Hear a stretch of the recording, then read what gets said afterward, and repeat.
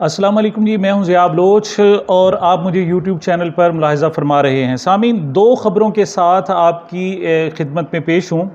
पहली ख़बर तो ये है कि पीटीआई के रहनुमा अली मोहम्मद ख़ान पर को 5वीं बार गिरफ़्तार कर लिया गया है। और दूसरी ख़बर कि ओवरसीज़ पाकिस्तानी जो हैं उनके ख़िलाफ़ ना सिर्फ एक मुहिम चलाई जा रही है बल्कि एक फ़िस्ताई हथकंडा इस्तेमाल किया जा रहा है। उसके इम्पेक्ट क्या होंगे, उसके असरात क्या होंगे, ये बड़ी तफसीली ख़बर है। इंशाअल्लाह मैं आपको अर्ज़ करूँगा। सबसे पहले अली मोहम्मद ख़ान की बात करते हैं। अली मोहम्मद ख़ान जानते हैं कि वो नौजवान क़यादत है जो पीटीआई ने मुतारिफ़ कराई।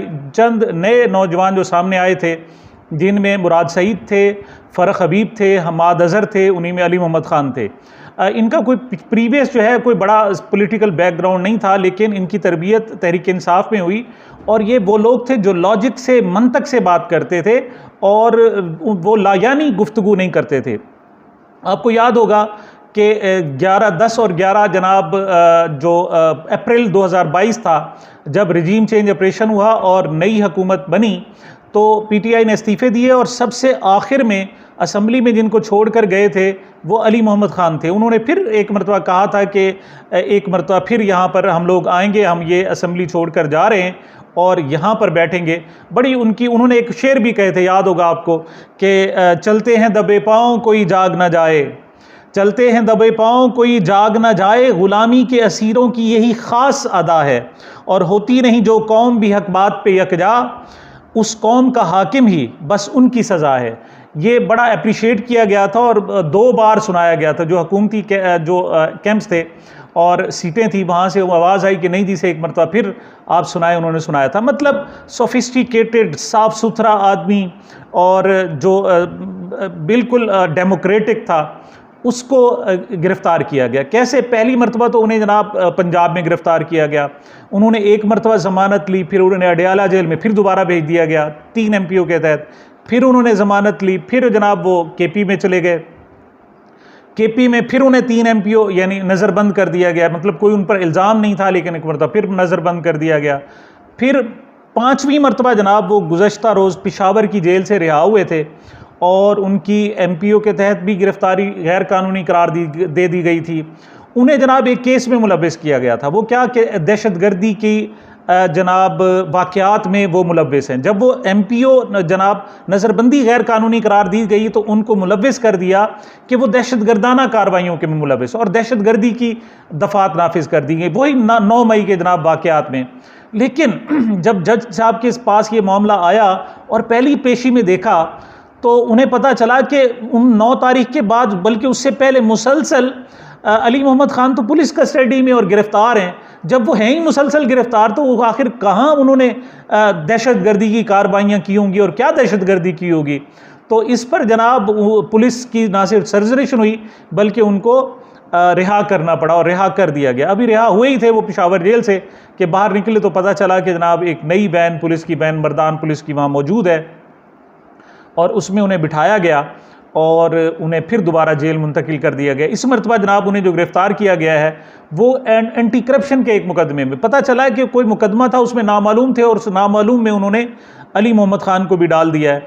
क्यों कि जो मेन जनाब चीज़ें हैं हमारे यहाँ वो दहशतगर्दी की दफ़ात हैं, वहाँ से जब वो आज़ाद हो जाते हैं तो उन पर एंटी करप्शन का लेबल लग जाता है और वहाँ उनको गिरफ़्तार किया जाता है। अब ये क्या है, मैं सवाल करना चाहता हूँ कि क्या है। इससे पहले शीरी मिज़ारी साहिबा की आप जानते हैं आप अच्छी तरह कि 12 दिनों में 5 मरतबा उनकी ज़मानत हुई और फिर 5वीं मरतबा फिर उनको गिरफ़्तार कर लिया गया। और जब से उसने प्रेस कॉन्फ्रेंस की उसके बाद उसका कोई नाम नहीं लिया गया, कोई उन पर इल्ज़ाम नहीं, कोई गिरफ़्तारी नहीं, सब कुछ ठीक हो गया। और सिर्फ एक के साथ नहीं हुआ, सबके साथ हुआ है। आप दूसरी तरफ देखें जनाब, यूथ विंग का रहनुमा लाहौर का, PTI यूथ विंग का रहनुमा, उसको गिरफ़्तार किया गया और उसके ख़िलाफ़ उसने जिन लोगों पर इल्ज़ाम आयद किया कि उनके उकसाने पर मैंने जनाब ये शरपसंदी की थी, उन लोगों के नाम शामिल हैं जो अभी तक PTI से वाबस्ता हैं। मिसाल के तौर पर एजाज चौधरी का नाम लिया, डॉक्टर यास्मीन राशिद का नाम लिया, उसने महमूद रशीद का नाम लिया। उसने ये नहीं कहा कि मुझे फवाद चौधरी ने भी कहा था, उसने ये नहीं कहा कि मुझे आमिर कियानी साहब ने कहा था, उसने ये नहीं कहा कि मुझे इमरान इस्माइल ने कहा था, उसने ये नहीं कहा कि मुझे मुराद रास ने कहा था, उसने ये नहीं कहा कि मुझे हाशिम डोगर ने कहा था। हालांकि ये लोग मौजूद थे, लेकिन क्या है कि मनसूबाबंदी में, ये जो 9 मई की मनसूबाबंदी में सिर्फ और सिर्फ वही मुलव्विस हैं जो पीटीआई से लाताल्लुकी का ऐलान नहीं करते। जो लाताल्लुकी का ऐलान करते हैं वो बिल्कुल पाक साफ हो जाते हैं। मैं समझता हूँ कि ये पाकिस्तान के साथ भूंडा मजाक है, ये उन शोहदा के साथ भूंडा मजाक है। ये तो लोग कह रहे हैं ना कि शोहदा की तकरीम नहीं की, शोहदा की बेइज्जती की, उनकी बेहुरमती की गई, लेकिन मैं अर्ज कर रहा हूँ कि दर हकीकत ये हुकूमत उनकी बेहुरमती कर रही है कि लोगों को उनके घिनौने इल्ज़ामात में गिरफ्तार करती है, बार बार गिरफ्तार करती है, अदालतों से रिहा होते हैं और उस वक्त तक गिरफ्तार करती रहती है जब तक कि वो पीटीआई से अलहदगी का ऐलान नहीं कर सकते, कहीं नहीं कर देते। इस वक्त तो पीटीआई में कोई शायद मौजूद नहीं और इवन खान साहब भी मौजूद ना हो, लेकिन ये फिस्ताई हथकंडे हैं। अच्छा, ये हथकंडे तो अभी जारी थे और अभी और भी चलेंगे, लेकिन एक और जनाब जो हथकंडा इस्तेमाल किया गया है वो हमारे ओवरसीज़ पाकिस्तानी के हवाले से। अच्छा, ओवरसीज़ पाकिस्तानी क्या है? अब फ़र्क ये है कि पाकिस्तान में बैठकर जबर है, चूँकि यहाँ पर माहौल सख्त है, यहाँ बात नहीं की जा सकती, जुल्म है, बुनियादी इंसानी हकूक़ की पामाली हो रही है और आपको एक ही बात पर मजबूर किया जा रहा है कि आप पीटीआई का नाम ना लें, पीटीआई से अलहदा हो जाएं। और अब एक और भी स्टेप बढ़ गया कि जनाब इस्तेहकाम पाकिस्तान पार्टी में आ जाएं, यानी एस्टेब्लिशमेंट की छतरी तले आ जाएं।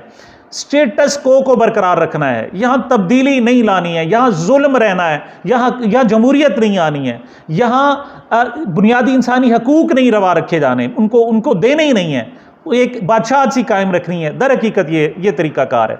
यहाँ से लोगों को या तो जाना पड़ रहा है या फिर उनके मुंह बंद कर दिए गए। इमरान खान का नाम लेना तक वहाँ जनाब मेन स्ट्रीम मीडिया पर जायज़ नहीं है, बहुत बड़ा गुनाह समझा जा रहा है। और अलबत्ता उनको गालियाँ देनी है तो आप आ जाएं। कत्ल जनाब पेशावर कोयटा में होता है और उसका मुकदमा इमरान खान पर दर्ज कर लिया जाता है और फिर ट्रायल इस कदर तेज़ी से आगे चल रहे हैं कि आगे नज़र आ रहा है कि यहाँ कोई पाकिस्तानियों को रेस्क्यू करने वाला नहीं होगा और वाकई कोई गुलामी की सी कैफियत है, यहाँ कोई बात करने पर पाबंदी है। लेकिन जो ओवरसीज़ पाकिस्तानी है वो बाहर बैठकर बात कर रहे थे और ना सिर्फ बात कर रहे थे बल्कि इस पर कुड़ रहे थे। वो कह रहे थे कि आप ज़्यादती कर रहे हैं, आप पाकिस्तान के साथ ज़्यादती कर रहे हैं, जमहूरियत के साथ ज़्यादती कर रहे हैं, यहाँ वतन अजीज़ के साथ ज़्यादती कर रहे हैं, ये शोहदा के साथ ज़्यादती कर रहे हैं।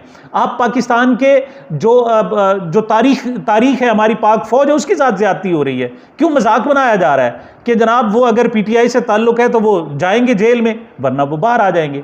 तो अब जनाब इन्होंने जो खौफ व हरास पाकिस्तान में पैदा किया गया था, यही खौफ व हरास बिरून मुल्क में भी पैदा करने की कोशिश की गई है।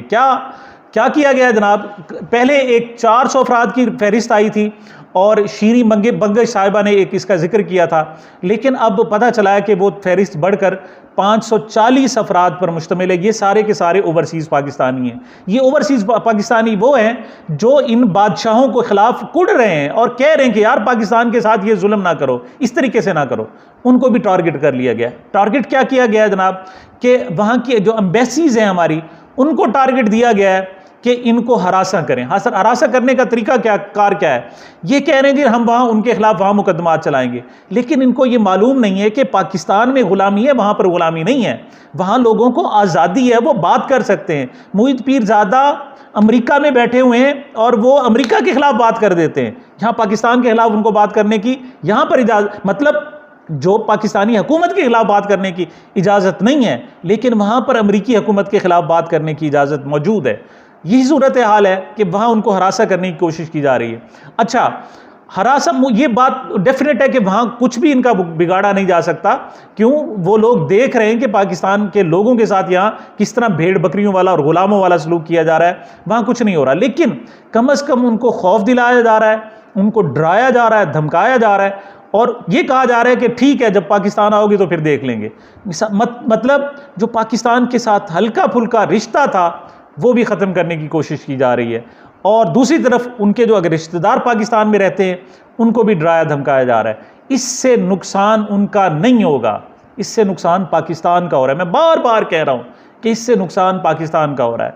पाकिस्तान में आपको मानना पड़ेगा इंसानी हकूक़ की धज्जियाँ उड़ाई जा रही हैं। ये तो कहा जा रहा है ना। मैं कह रहा था कि काश इस्टेब्लिशमेंट की तरफ से एक प्रेस रिलीज़ ये भी आती कि आप हमारे शोहदा के नामों को और शोहदा की इज्जत को जो वो बेच रहे हैं, खुदा के लिए बंद करो, फ़ौरन बंद करो, सख्ती से हुक्म होता कि ये आपने क्या तमाशा बनाया हुआ है कि शोहदा के नाम पर गिरफ्तार करते हो, पीटीआई से उन्हें अलहदा कर देते हो और पाक साफ कर देते हो। ये क्या तरीक़ाकार है? ये इससे अज़मत नहीं बढ़ेगी। और यहाँ फिस्तायत के ख़िलाफ़ कब तक आप इस तरह का खौफ और आस पैदा करेंगे? इमरान रियाज की बात करना चाहूँगा, उसको 28 दिन से ज़ायद हो चुके हैं, वो लापता है अभी तक, उसका कोई अता पता नहीं है। अज़हर मिशवानी का भाई, उसके बच्चे पीछे जनाब 31 दिन हो गए हैं, उसको कोई पता नहीं है उसके कि कहाँ उसको रखा गया है। इस तरह ना करें, मैं फिर कहता हूँ, इस तरह ना करें। और अली मोहम्मद ख़ान नाइस आदमी है, सोबर आदमी है। अब तो खैर ये बात करना ही बेमानी हो गया है कि जनाब ये कितनी 5वीं गिरफ्तारी है, 6ठी गिरफ्तारी है, 4थी गिरफ्तारी है। अब तो जनाब अदलिया जब कह रही है कि आप प्रेस कॉन्फ्रेंस करेंगे या नहीं करेंगे, प्रेस कॉन्फ्रेंस करेंगे तो फिर आपकी रिहाई हो जाएगी, वरना नहीं होगी। इस किस्म की सूरत हाल है। भारत पाकिस्तान पर अल्लाह रहम करे और आने वाला जो आज का बजट है, जो चंद लम्हों बाद, अल्लाह करे बेहतरीन हो, पाकिस्तान के लिए आसानियाँ पैदा हों। मुझे, मेरे इस चैनल को अपनी मोहब्बतों और दुआओं में याद रखिएगा। मिलते हैं छोटे से वक्फे के बाद।